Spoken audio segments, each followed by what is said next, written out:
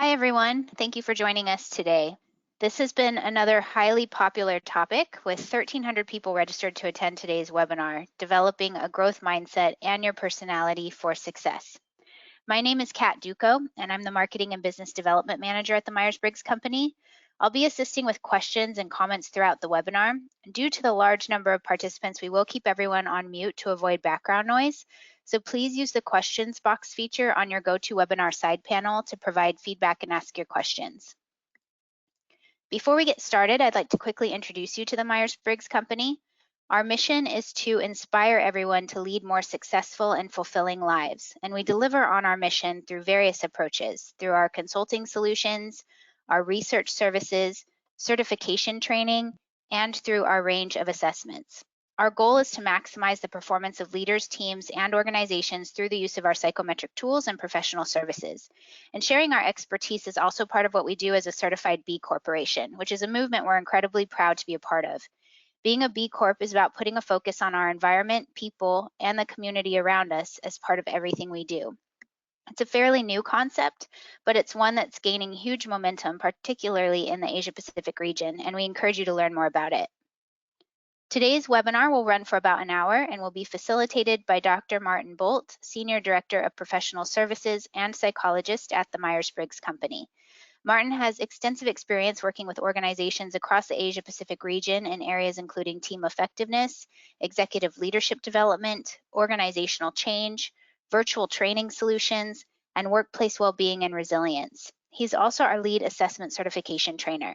Today, Martin will be discussing how developing a growth mindset, along with understanding personality preferences, can boost performance with individuals in teams and organization-wide. And with that, I will turn you over to Martin. Thanks, Kat, and thanks for opening our session, and also welcome to everyone who's joined our session today. As Kat mentioned, the topic, I guess, we're looking at today, growth mindset and how it relates to personality, is obviously been a very topical and of great interest, and I also wonder whether it has a bit to do with the current climate environment we find ourselves in, where we're all having to make changes and adjust to many and very different things. So to maybe start our webinar, I'll get you to consider some questions, but as Kat mentioned, it is designed to be a session where we're interested in your feedback and also your thoughts to some of the things we're looking at. So please be ready to respond to some polls that we've got in here and some questions that we're going to be exploring. So to start with some questions, maybe have a think about these and how they relate to you or what they mean for you. So how long would you be willing to work on something to get it the best it can be? So how much effort, how much persistence would you put into that? What do you do when you struggle to learn something new? What's your first reaction, and what do you end up doing if it ends up being more of a challenge than what you expected? How many times have you practiced something to master it, to feel competent at it and to finesse it? Or finally, who do you admire for accomplishing something that was exceptional or what you might consider heroic? Who are your heroes, the success stories that you pay attention to? So maybe to start with examples of exceptional accomplishments, and some of these you may be familiar with. If we think about a person who's well known and well regarded as someone who was very accomplished as a musician, is Wolfgang Mozart, and he is really still, even to this day, considered a genius and a prodigy, and one of the most successful and famous composers in history. But did you know that most of his iconic pieces of music, the ones that are still famous today, took him more than 10 years to write, and he put a lot of effort and a lot of work into it before they were complete. So he was far from an overnight success, which is what some accounts in history portray him as. And when you think of the symbol for a bright idea, the light bulb and its inventor, Thomas Edison, may come to mind.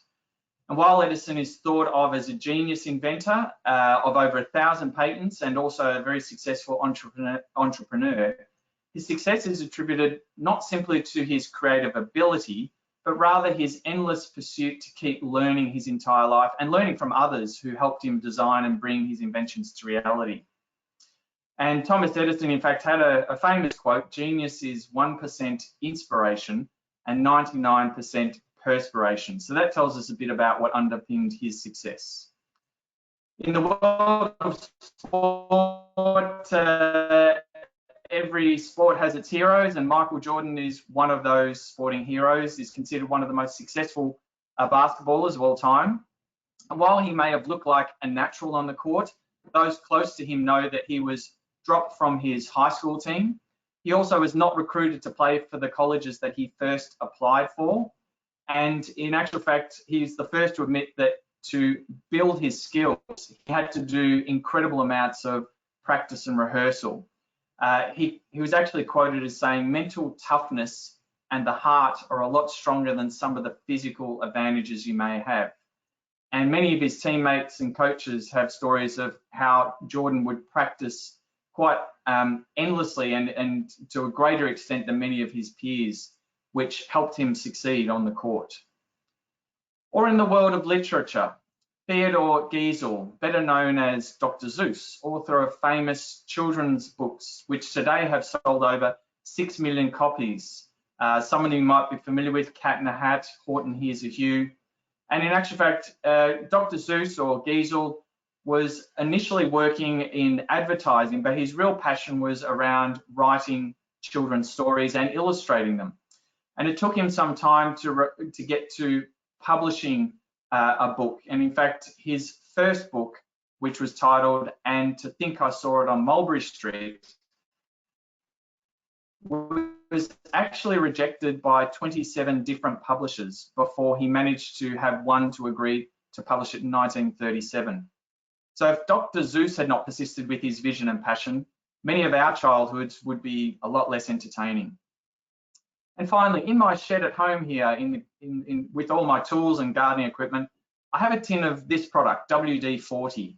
And for many years, I was curious or wondered how the company came up with the name WD-40. So when I looked into it closer, what I discovered is that this very famous lubricant formula, it took 40 attempts to get the right formula for it to work. And here it is today, originally developed in 1953 and still a very successful and best-selling product. So I guess all these examples highlight that there is really no overnight success. There's a lot of work, effort, and persistence that goes into these people's achievements. So we've looked at it from a very, I guess, famous and significant stories of success, but what does this mean for us? Bring it back to earth. And have a think about what it means for your view of your own abilities, talents, or personality. Are your abilities or talents something you're born with, or can you actually grow and develop them? Can you develop your character and personality? And these are the kind of questions that have led us to get to the point of looking at this concept of mindsets. So in this session, we'll look at how different mindsets affect what we set out to accomplish and how we go about accomplishing it. And I also encourage you to think about what your own mindsets are as we go through our discussion today. We'll also look at how personality and our mindset might interact in terms of how we approach development and what our belief is about how much we can develop ourselves. And we'll look at a well-known theory of personality measured by the Myers-Briggs type indicator, the MBTI type theory. I also wanted to start with some questions or some statements to get you thinking about your view of mindsets. And we'll come back to these questions later in our session. In fact, be ready to respond to a poll that Kat will be launching. But what I'll ask you to do is, when we look at these statements, think about which mindset you think they reflect, and also how much you agree or disagree with each statement. So be ready to cast your votes when we get there. So maybe get a bit of a sense of what we mean by mindsets.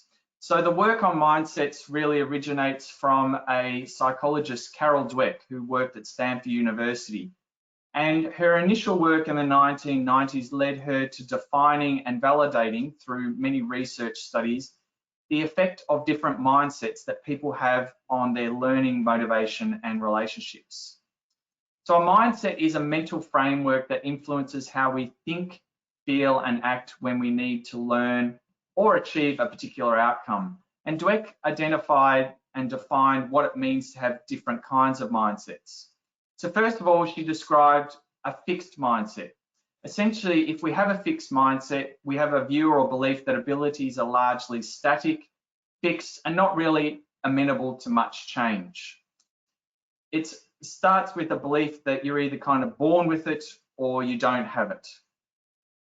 She also identified a different kind of mindset, which is called a growth mindset. And that is, abilities are malleable, they can be developed through concerted effort and practice. And it's also a belief that you can learn and develop something even if it's initially difficult or doesn't feel natural when you first attempt it. I guess the quotes on the screen here are designed to sum up the two different ethos of those mindsets. For a fixed mindset, you might have a person who says you can't teach an old dog new tricks. A person with a growth mindset might have a view that every master was once a disaster. So Dweck also did find out that most of us have a combination of both mindsets. We might have a fixed mindset about certain things and a growth mindset about others. For example, you may have a growth mindset about intelligence. That is, you believe all people have a capacity to learn. At the same time, you may also have a fixed mindset about artistic ability. You may believe you or other people are simply born with that talent and you either have it or you don't. So our mindsets can change depending on the setting or the situation that we're actually in. We may believe that a person in our family can develop a skill or a talent because we see them consistently working on it. But we might also hold a view that a work colleague is unable to develop a particular work skill or a business skill or to be a more effective leader. So Dweck stated that having a growth mindset doesn't mean that everyone has the same talent or ability or it starts at the same place. What it means is we believe everyone can grow and develop if they apply their talents, skills, and knowledge. So when someone is finding it a struggle to learn something new or to develop a skill, a person with a growth mindset usually has a view, I have not learned it yet. So the mindset a person holds has been found to have some very real effects or outcomes in life. And for more than a decade of research, we find that different beliefs of the mindsets lead to different situations or different outcomes of what we might focus on when we're looking at development. So starting with a fixed mindset, if we have a fixed mindset about something, we tend to view performance as being due to an ability or luck. So if someone is successful in achieving something, it says more about their ability or what they were naturally talented to do. And of course, if we make mistakes, we're more likely to put that down to, well, I'm just not good at that, I'm not naturally skilled at it, and I can't do it. Or behavior. People with a fixed mindset might view behavior as primarily the result of innate or static traits that are within a person, their personality, their intelligence, or their biology, and there's not much that can be done to change that.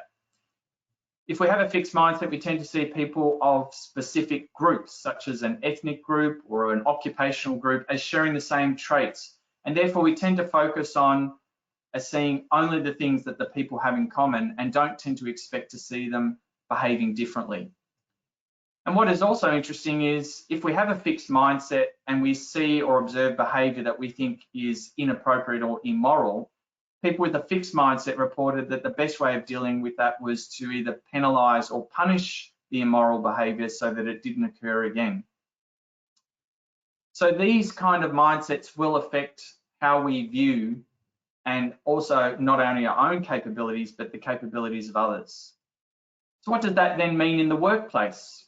Well, we've actually found that people with a fixed mindset are less willing to try and innovate or take risks. And it also impacts on discretionary effort. If we have a fixed mindset, we might believe that even with more effort and trying, not much is going to change. Also in the workplace with a fixed mindset, we might have a view that learning, training and development only has a limited effect, or it can only create so much change. Also, people with a fixed mindset often have little expectation that people are going to change, learn, or behave beyond what they're already known for. So if we see someone doing something, we're more likely to assume that's how they're always going to behave or respond. And as I mentioned earlier, in the workplace, a work environment that has more of a fixed mindset is more likely to address inappropriate behaviour by use of reprimands, penalties, or reducing incentives. So when we look at a growth mindset and what that means for outcomes, you can start to compare the difference. So first of all, if a person has a growth mindset, successful performance in something is usually understood as the result of persistence and effort. And if someone does make mistakes and they have a growth mindset, they are likely to approach the mistake as, well, I can't do it yet, but I'll work out a way of learning how to do it. If we have a growth mindset, we're likely to view behavior as the result of context and choices that we make, not simply innate static traits. And people with a growth mindset are more likely to and more willing to see differences that occur between a group of people who look very similar, again, based on ethnicity or occupation. And when it comes to inappropriate or immoral behavior, people with a growth mindset are more likely to have a view that the best way of addressing that is through rehabilitation, education, or feedback about what needs to be corrected. So if people have a growth mindset, they're more likely to expect that people can change, particularly if they put effort into making that change. And what I found fascinating is there is even research to show that a study where they brought together Israeli and Palestinian people and asked them about their views about each other's groups. When they were exposed to the idea that groups can change with a growth mindset, they all improved their attitudes towards each other, which then enhanced their willingness to actually have a belief that things could be worked through and compromised for peace. So in the workplace, if people have a growth mindset, they're more willing to innovate and take risks and put more effort into trying to change and improve things because they believe that things can change. Learning, training, and development is viewed as a way of creating and supporting that change, and that people can be expected to change as a result of new things that they learn. And also, inappropriate behaviour is more likely to be best dealt with or addressed through corrective feedback, and then also supporting people to make those changes. So maybe have a think about the work environment you're in, and are there particular norms or expectations that reflect more of a growth mindset or a fixed mindset? So here's a chance for you to engage in a poll that we've set up for you. And what Kat's going to do is launch a polling question for each one of these questions. So we're going to ask you to be ready to cast your votes in the poll. So when we look at each one of these questions, what I'll be asking you to do is vote. Does the statement look like it reflects a growth mindset or a fixed mindset? And also, as you look at each question, maybe consider how much do you agree or disagree with each of these statements. So let's launch the first poll, Kat, for the first question. Intelligence is something people are born with and doesn't change. So let's just give a few moments for everyone to cast their votes. And Kat, when it's ready, if you wouldn't mind sharing some of the responses that we're seeing there. Yep, of course, it's very heavily weighted toward fixed mindset, 95%. Okay, so we'll come back to the answers to these and get a gauge of whether the votes reflected what each of the mindsets are behind these statements. Okay, so let's look at the next poll. The harder you work at something, the better you will be at it. So again, take a moment to cast your votes. Okay, and this one is very heavily weighted the opposite direction towards growth mindset, 95% again. Okay, so statement 2 is looking more like people are seeing it as a growth mindset. All right, let's go to statement 3. People are basically good, but sometimes make terrible decisions. So again, opportunity for everyone to cast their votes for this one. Okay. This one we've got a bit more of a mix coming through, although more heavily weighted toward growth mindset. Okay, And let's try one more. It's better to learn new things that enhance your strengths. So does that sound like a fixed mindset or a growth mindset?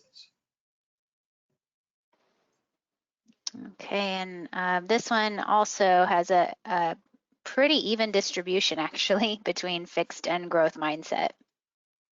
Okay, all right, well, that's great to see what people are seeing in those statements. And thanks, first of all, for contributing and participating in the voting. And there's a few more opportunities as we go through the session.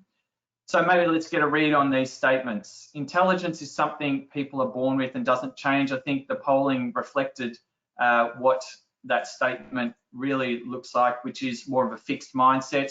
That is an assumption and a belief that really people cannot change what they have. The harder you work at something, the better you will be at it. And again, I think the voting reflected this was very much pointing towards a growth mindset. People are basically good, but sometimes make terrible decisions. So this really does highlight a growth mindset. It's an understanding that although someone may make mistakes or not make a correct decision, that there's an opportunity for them to learn and grow from that and change as a result of that learning. So that's really pointing to a growth mindset. And I think the last one Kat mentioned had a bit of a blended of views. It's better to learn new things that enhance your strengths. Well, people with a fixed mindset tend to focus on what they know they can do and put more effort into that, and are less comfortable or less willing to expend the effort or the energy into something that they know is not easy for them to do because they have a belief that it probably won't change anyway. So I guess that last one is, although it looks like there's development behind it, it's developing the things that you believe you are innate or natural for you. So thanks again for sharing and participating in our voting. So on this occasion, I've got a scenario on screen here, and I might ask you to, again, cast your vote not through a poll, but to type into the question box F for fixed mindset and G for growth mindset. And then as you're responding, I'll ask Kat to maybe give us a bit of a summary of what kind of answers are coming through. So let's look at this scenario and what mindset do you think it reflects? A manager asks an employee to change to a different project where their skills could be developed and used on a project that better suited their natural abilities. So which mindset do you think the manager is demonstrating about their colleague here? So again, I'll just allow a few moments for everyone to contribute your answers. F for fixed, G for growth, and then I'll invite Kat to give us a bit of a summary of what you're seeing in the responses there. Sure, and thank you all for your participation. There's a lot of F and G's coming through, but mostly F's for fixed mindset. Okay, terrific. Well, I think it can be hard to sometimes pick this when it's embedded in the scenario, but this scenario is looking much more like a fixed mindset. And some of you might be, what points to that there? So it's really the belief that a person has natural abilities and that's all that they really are capable of developing. Whilst it's good that the manager is wanting a person to learn and grow and develop from a different project, it may mean that the person is ignoring the opportunity to grow things that they might otherwise assume as not natural abilities. All right, let's try one more. One of your finance staff has been making the same error in financial reports despite you showing them 3 times how to correct the error. You believe they'll probably keep making the same error again, even if you show them how to correct it. This time, you ask another team member to help them fix the error. So which mindset are you demonstrating? So again, if you'd like to nominate your response, F or G, and again, Kat, if once we've got some answers in there, if you wouldn't mind sharing what you're seeing in the responding. Of course, and this is looking a lot more even between F's and G's coming through. Okay, so almost a split there by the sounds of it. Yep. Okay, well, if you did see some fixed and growth in that scenario, you're probably quite correct. So let's maybe highlight some things that point towards fixed and growth mindset there. So here the person's saying they believe that the individual will keep making the same error. That's almost highlighting a fixed mindset that they're not expecting too much to change. But in the next breath, you actually see they do see the benefit or the value in asking another person to help them fix the error. So again, that's switching back to a growth mindset that maybe another pathway or another way of learning or another opportunity to learn could result in change. And I guess this is a kind of scenario I guess I experience myself and I see quite regularly, is that mixed view of can they change it or not change it, and swinging between the two. So again, thanks for sharing your answers on those examples. So hopefully you're starting to see that our mindset does influence a number of things, in particular how much effort, persistence, or a phrase that's used today, how much grit a person might demonstrate when faced with challenge or a struggle. And multiple studies now have shown there is not a strong relationship between the kind of mindset you have and other factors such as your personality or intelligence or academic performance. So your personality or intelligence doesn't determine your mindset. There are differences also in the functioning of brains for people when we're using different mindsets. So some interesting work where they asked people to undertake learning activities, and then whilst they were doing that, asked them to give permission to have their brain activity scanned. And what they found is people with a growth mindset when learning something, their brain activity is more likely to be increased when they're receiving information, when they're learning in the learning process, rather than when they're receiving information about what they got right or what they got wrong. Whereas people who had a fixed mindset, their brain activity tended to increase when they were getting feedback about what they got right and what they got wrong, and less activity during the process. We've also seen in research that at work, managers with a fixed mindset are less likely to ask for or give feedback to co-workers, and are probably less inclined to offer training, learning, coaching, or development opportunities, because they often view there's a limit to which those initiatives can build in change or growth and development. And from the field of neuroscience, we also see that our brains can change in terms of forming new connections. So the brain is adaptable, and that really points to that the more you have a growth mindset, the more likely you're to involve yourself in activities that create some of those new correct connections between neurons. Our self-talk, our internal dialogue that we have with ourselves, can also indicate the kind of mindset that we are adopting in a given situation. So when you're struggling to learn something, if you have an internal conversation that says, I can't learn this, it's just too hard, catch yourself and say, is this really pointing to a fixed mindset? Or if you're learning it and you're struggling, but you have an internal conversation that says, I haven't learned it yet, but I think I can, that's pointing more to a growth mindset. And Carol Dweck actually found that by helping people become more aware of the mindset they have when they're learning, particularly school students, has actually had a significant effect on learning outcomes, including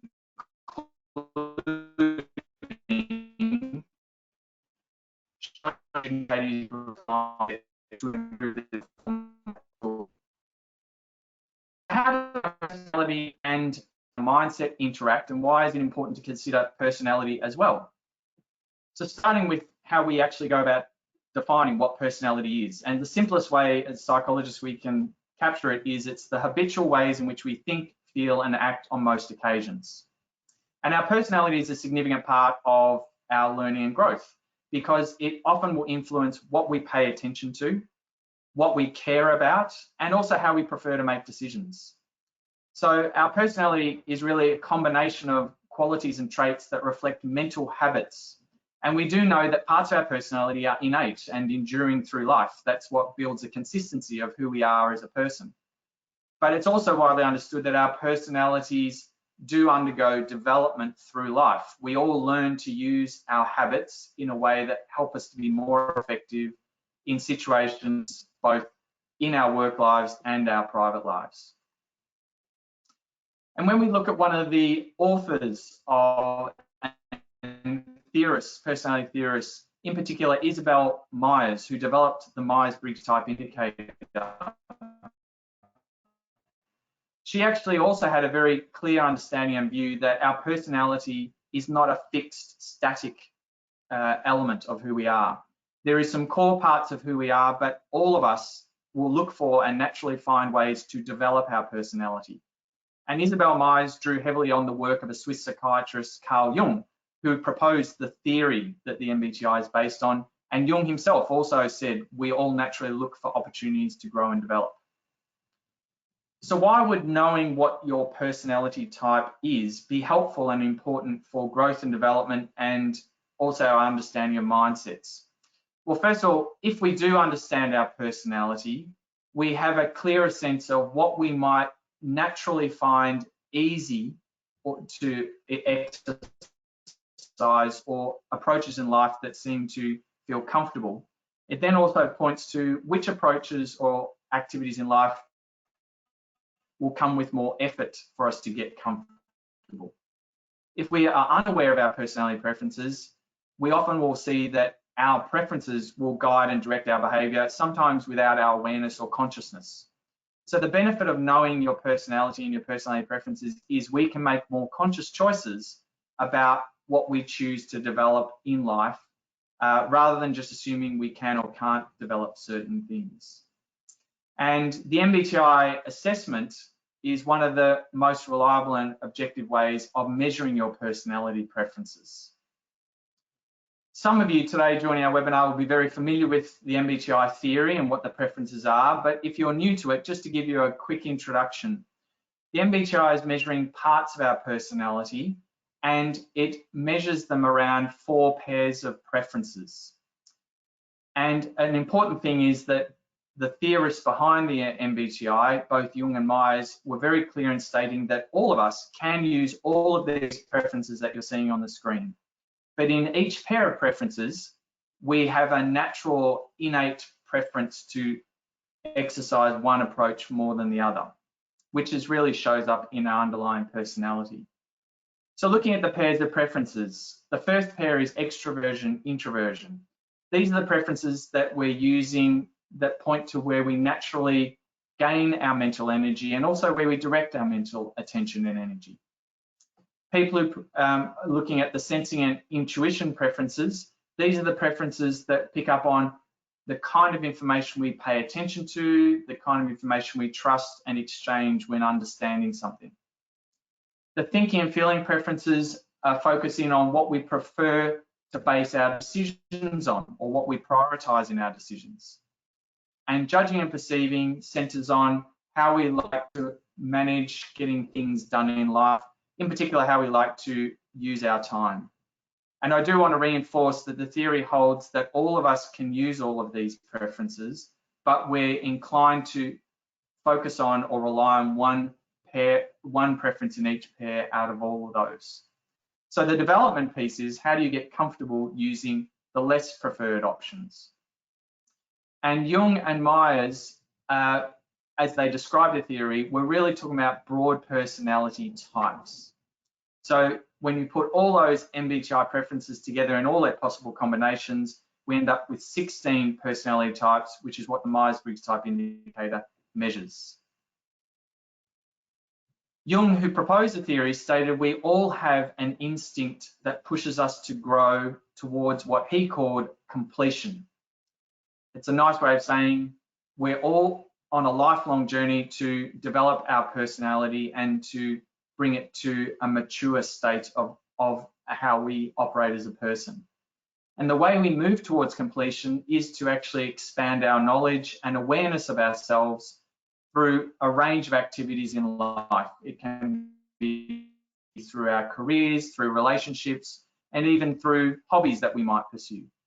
So knowing your MBTI type helps you make more conscious choices about what you're wanting to develop and what's going to take longer to develop. And this also then highlights that all of the MBTI types will have natural or innate strengths and preferences that we feel comfortable using. It also then points to what each of the MBTI types needs to grow and develop to get to that state of completion. And for some people, there may be a view that our personality doesn't really change at all from birth to death, but that is in fact not what's behind the theory with the MBTI. Both Jung and Myers proposed that we all seek to develop our personality throughout our life, and they pinpointed 3 major stages of life: the first half of life, midlife, and the second half of life. In the first half of life, the real development objectives are to find out what our underlying preferences are, to get comfortable and conscious learning how to use them, and to build some confidence doing that. So this is what people are doing in their younger years, getting clear about who they are and who they're not, what they like doing and what they don't like doing. As we progress into the middle life phase, this is where people are now comfortable understanding what they prefer, but have become aware that there are other ways of doing things. And so that often leads to a phase of experimentation or exploring. People might choose to look at new and different ways of operating through careers, relationships, or hobbies. And Jung and Myers highlight that this is often where we're starting to look at the less preferred parts of our personality and becoming more aware of them.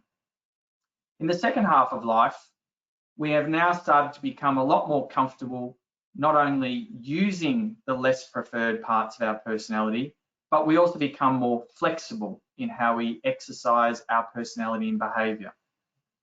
So this is where I hear examples of a person who's aware of their preference from a young age, but as they progress through life, becomes more comfortable using the opposite to that. For example, people who prefer extroversion will often tell me in their younger years that was what they sought to have met as a need, the extroverted activities.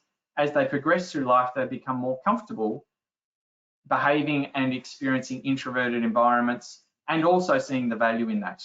So that's essentially what Jung is talking about, being a complete version of our type. So development of a type is an interaction between our innate preferences, what's there when we're born, as well as experiences that we encounter through life or environmental influences. And the environment does shape and influence how any one of us might develop our personality. So if we think about the interaction between our personality and the environment, the MBTI is designed to measure those innate core parts of our personality, what Jung described as universal human characteristics. But our personality doesn't develop in a vacuum. We are constantly interacting with and being exposed to activities and other people in the environment, and that's often reflected in the culture that we learn and grow and develop in. So cultures can influence how we end up expressing our preferences in behavior. And that's where we understand our personality is really the combination of what's innate, but also what we've been exposed to or interacted with in our cultural and environment. So when we look at personality types, and the example here on screen for an ENFP person, that ENFP person and how they demonstrate and develop their personality is shaped by their experience and the cultural conditions in which they develop, which is why you might meet 2 people of the same MBTI type, but they don't behave identically because they've grown up in different cultural contexts or settings. So maybe to reflect on what does that mean for you? If you do in fact know your personality type, what did your family or culture support in your type? What in your type was discouraged or you maybe took longer to get comfortable using? And where you are at this point in life, what preferences are you motivated to develop as they relate to your own personality? So how does a growth mindset interact with our personality development? Well, having a growth mindset will highlight that we're more likely to seek out ways to develop our personality because we have a belief that we can develop it through experience and effort. In the MBTI framework, people of all personality types have what is needed to develop their personality. And developing our personality does not mean changing our personality, but rather becoming more aware of and comfortable using both what is preferred and what's less preferred ways of interacting, communicating, making decisions, and using information.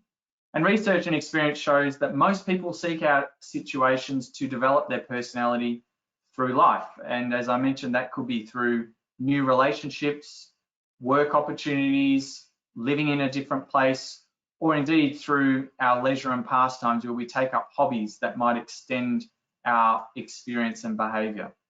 So when a person chooses an activity that stretches them beyond what is familiar or comfortable, they are essentially demonstrating a growth mindset. This is where you are taking a view that things can be developed with time and effort. So when we think about how we might develop these personality preferences using a growth mindset, today I thought I'd share with you one set of examples from one of the pairs of preferences. Now, of course, if you know your MBTI type, having gone through the experience with it, you might be able to see yourself in how you might develop these pair of preferences. If you're unfamiliar with your MBTI type, today what I'll get you to think about is, out of the descriptions we're looking at here, which one do you think is more natural or easy for you to exercise?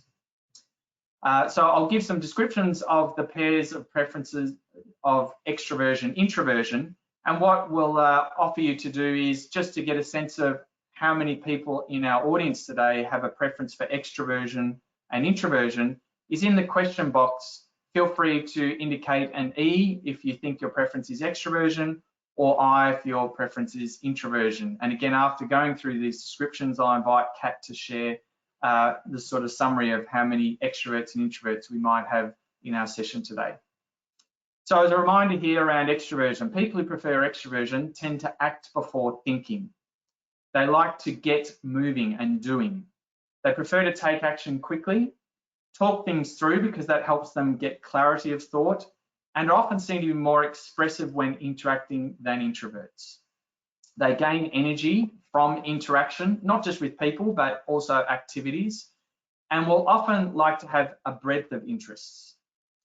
People who prefer introversion like to think before acting. They're seen to think and then respond.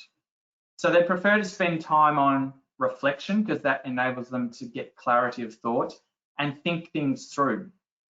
They can appear more contained when interacting with other people compared to extroverts, and they gain energy by having opportunities to concentrate.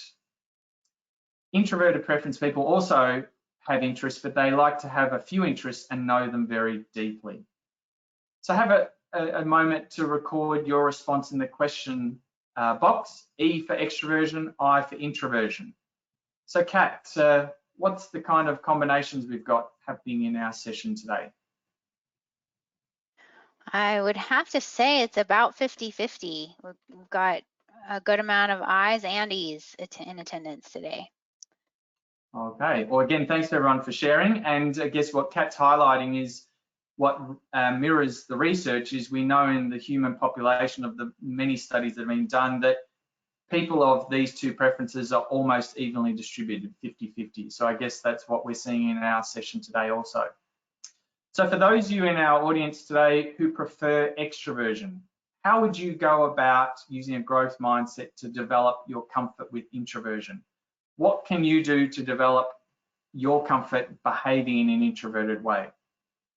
Or if you prefer introversion in our session today, how can you use a growth mindset to help you develop comfort behaving in an extroverted way?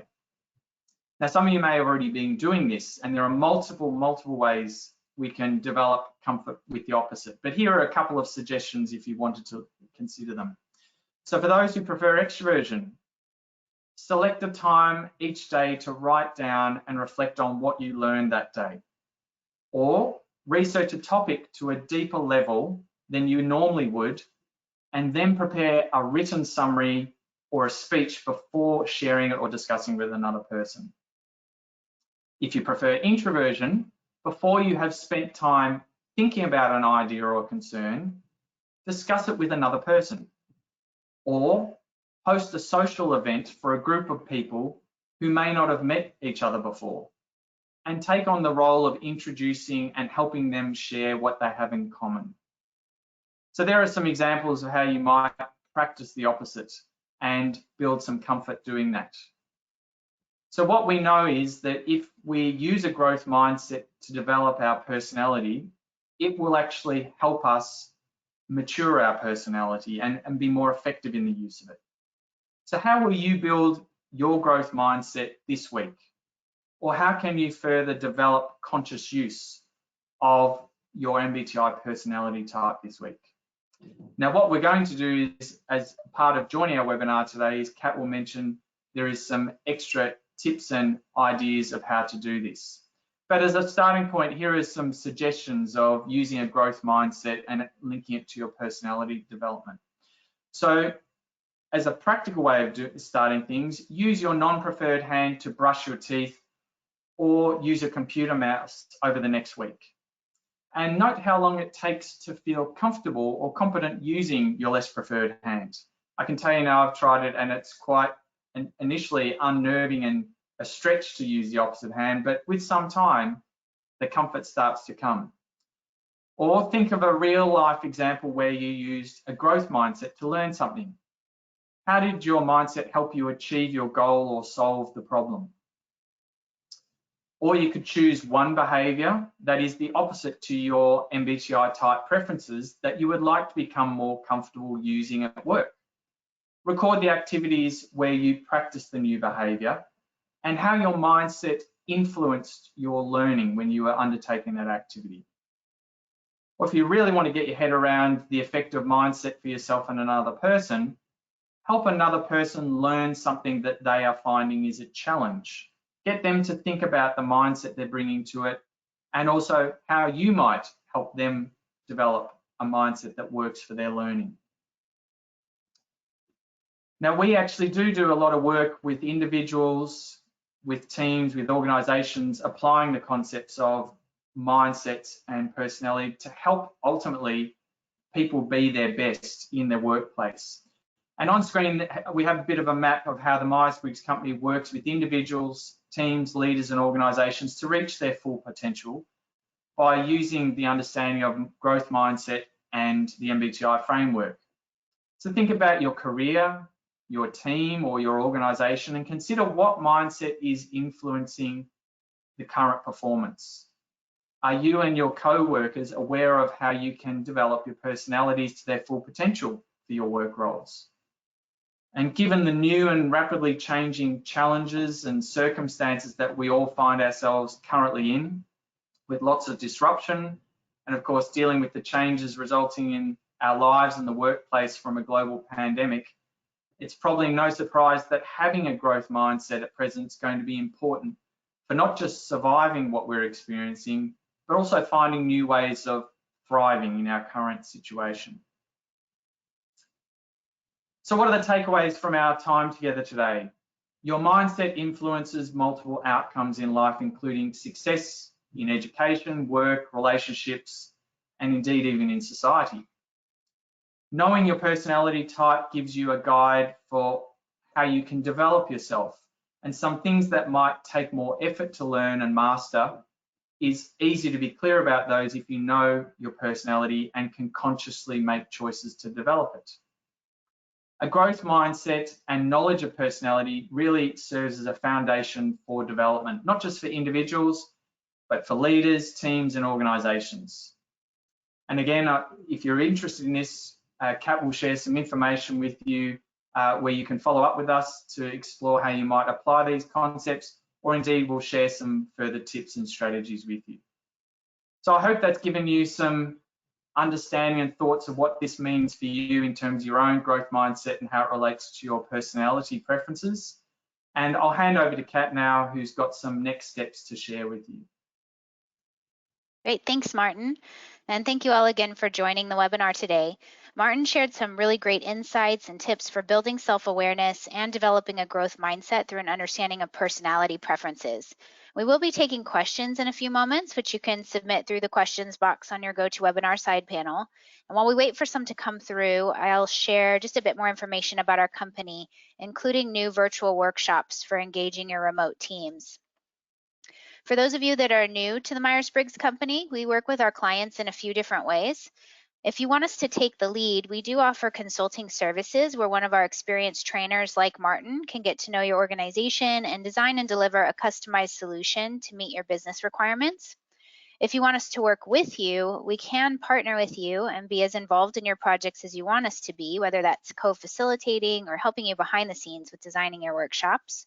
Or finally, if you want us to help you upskill and enable you to manage all aspects of design and delivery, you can join our certification programs to gain the knowledge and tools that you need to build that capability internally. We're most well known for the Myers-Briggs type indicator, but we do have other tools to support the entire talent lifecycle, including emotional intelligence tools, leadership 360-degree feedback, and talent selection tools. If you want to know more information about our assessments and services, our website's a really great place to start, or of course, you can always reach out to our team. If you need support delivering personality insights to teams, we found that developing a growth mindset, building resilience, managing change, and enhancing communication are some of the key topics that people are asking us about right now. And if, like many of our clients, you want to offer virtual team workshops or you're being asked to do this, but you don't have the capacity to deliver them, these options might be a great fit for you. The MBTI Insights virtual workshops are led by one of our expert facilitators, again, like Martin, that can keep your remote employees engaged by providing Myers-Briggs personality insights and practically applying those insights in the workplace. If you'd like to become an MBTI accredited practitioner, I do want to note that we now offer the MBTI certification as a virtual program. It's the same high quality course as the in-person course, but we now run the sessions through the Zoom platform, which means we can still have breakouts for group work and provide plenty of opportunity for participants to interact with the facilitator and other participants. We have 2 virtual MBTI certification programs remaining in 2020, which you can see on the screen here. They are both 4 non-consecutive days of training, and we should know our 2021 training dates in the next couple of months, which will be available on our website as well. And in addition to the course dates that you see on the screen for our public programs, we can coordinate in-house training that would be exclusive to your organization on your preferred dates if you have at least 4 people that you'd like to get MBTI certified. So please just reach out to us if you want to discuss that option. And with that, we'll just turn over to questions here, and quite a few have come through actually. One is, are there certain personality types that tend to have a growth mindset? Yeah, that question actually was one of the things that sparked me into looking into growth mindset and its connection with personality. So the research is pretty clear at this point, and that is there is no particular personality trait or personality type measured by the MBTI that is more likely to have a growth mindset or not. So what that really is pointing to is that all personality types have the potential to have a growth or a fixed mindset, but the kind of mindset we have will obviously influence how we might go about exercising and using our personality preferences. So yeah, hopefully that helps with that question. Great, thanks, Martin. Another one that's come through is, how do you help managers build a growth mindset with their teams? And this is probably the sort of thing that we're getting more requests, or people are asking about how this can be done. So the things that we found important for working with leaders and managers is, first of all, they need to understand their own mindset about development, what it means for themselves, how much do they believe they can grow and develop, and then also the mindset that they have is likely to influence how they lead, work with, and even offer development for their staff or their teams. So once I think managers are clear about mindset, they then can make more active choices about how they work and build a growth mindset in their teams, or also how they might work with staff who might come with a different mindset to themselves, and to explore what are the outcomes or implications. I guess the best way of doing it is think about moments where a leader or manager needs to help their team learn something new and to experience how the mindsets might shape that learning and development. Great, thanks, Martin. We'll probably have time for just one more question here. And one that's come through is, how can a growth mindset be applied across a business? So when we're talking about business, it ultimately becomes really important about what are the norms and culture of an organization. And we do know, and there's some clear research to show that certain organizations will have cultural norms and processes that flow from that lend itself to having a growth mindset, and other organizations have cultural norms and processes that lend itself to more of a fixed mindset. For fixed mindset organizations, they tend to have a view that you hire talent, you recognize talent, and the talent is usually something that you are born with or equipped with, and that comes into the organization. And that there are other people who just will probably never ever be as talented, but you still might have them in your organization to support the work. A growth mindset organization says people come with talents and abilities, but everyone has that capacity to grow and develop if the opportunities are there. So ultimately, learning organizations are really sponsoring a growth mindset. And it also is more than just saying that we have a growth mindset in an organization. It's how are people rewarded? Are they rewarded for learning, growing and developing? Are there actually opportunities that allow them to do that? Is training and development valued and supported? And also, are people rewarded and recognized for stretching themselves and taking on challenges that might be a struggle to learn initially, but the persistence is what they get recognized for. So these are the kind of things that we, again, explore with organizations, what in your culture and what in the leadership approach might support a growth mindset. Great, thanks, Martin. And I do want to note with everybody that if you do want to schedule a free consultation with Martin and continue this conversation, there are some really great questions coming through. If you want to discuss how you develop a growth mindset in your people and across your organization, please just reach out to myself or my colleagues, and we can always help coordinate that call with Martin so you can ask even more questions. I know there's a lot coming through here, and we are out of time today. So if we didn't get to your question, we will follow up with you individually and make sure that your question is addressed and we get some answers to you. Also, in the next couple of business days, we will be sending out the notes and the recording from today's webinar in case you missed any of the content, along with a growth mindset activity that Martin put together specific for our attendees today. So we will be in touch with that soon. Just thank you all again for spending time with us today with the Growth Mindset webinar, and thank you, Martin, for your presentation. We really appreciate everybody's time. Thanks, Kat, and thanks everyone for joining. Take care.